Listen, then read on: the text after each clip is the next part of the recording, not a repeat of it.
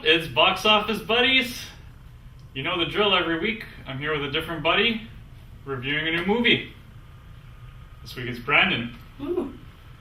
And, yeah, you would consider yourself a comic book fan. Yes, very much. Yeah, so you know that whole world well. And I wanted someone who was into that sort of stuff for this one. Deadpool 2. So you were excited to see this? Yeah, for sure, yeah. It was definitely something I was looking forward to. I really liked the first one, so I was excited to see the second one. Before I even say anything about how it was, warning, a lot of my subscribers, people who might be viewing this, are not going to like this movie. Don't even bother. It is very crass, vulgar. It's not a wholesome movie. That being said, as far as just entertainment value, enjoyment, what did you think? Entertainment value, 10 on 10. Wow. Yeah, I mean, the action was great. The jokes were great. Sometimes a little bit too much, but the breaking of the fourth wall, a little bit too much, but... Right. Just right off the bat, I agree with pretty much everything you're saying. Maybe not the 10 on 10, but... I was entertained the whole time, so... But yeah, no, it was a very, very good movie for what it is. Yeah. I did not like it as much as the first one. Like you said, sometimes the jokes got to a point of almost being annoying too much. And I definitely felt that way in this one. There were times when I'm like, okay. You're used to superhero movies being like, I'm here to save the day, whereas Deadpool comes in and is like... Which is one of my favorite parts about him. I love the interaction with him and the X-Men in the first one, which happens again in this. Yeah. You've got a lot of your characters that are back. I'm really happy about that. They didn't just go for Ryan Reynolds, who's great, by the way. Didn't just go for him and then say, oh, let's find the cast to support him. Marina Baccarin's back. TJ Miller's back. The cab driver. Dopinder. And then you've got the X-Men that were in the first one that are back. Colossus and Teenage Angst. Yeah, I actually don't Warhead. remember what her name is. Yeah. She's like a low-tier budget X-Men. Yeah, though there was a fantastic cameo involving the X-Men. Yeah. But it's really weird seeing Josh Brolin in this. It's like, what? Thanos finally has the Infinity Gauntlet, and this is what he does with his time? Turns into Cable. His gauntlet turns into an arm. Yeah. But he played a really good role, though. Yeah. He played fantastic. He was really good as Thanos, and he's really good as Cable in this.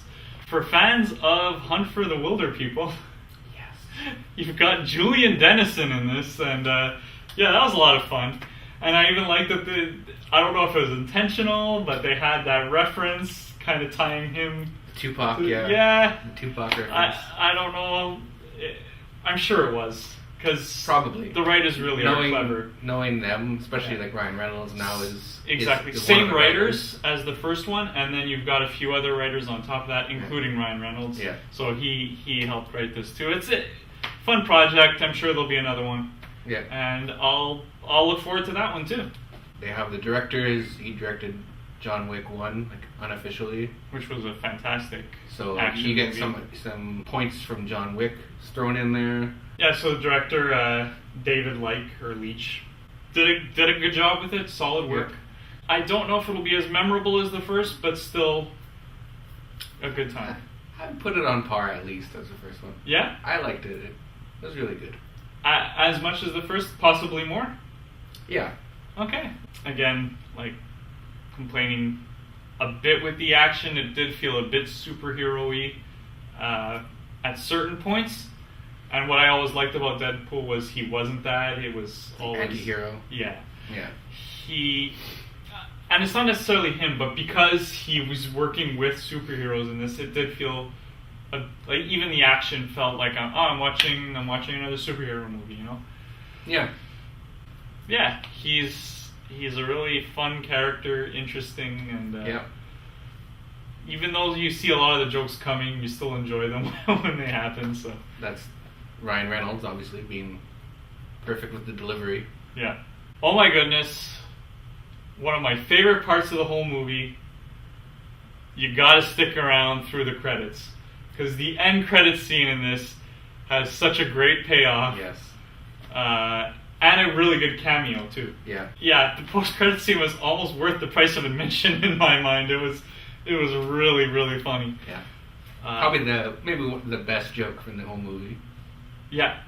Made me laugh the hardest. The very last part of that scene was, to me, the funniest part of the movie. Scale of Marvel and Matrix. The scale being, Marvel basement of movies. Matrix is top. Where does this land? I find it's such a unique movie. It's really hard to compare it to anything. But if I had to choose, I would say maybe the first Guardians.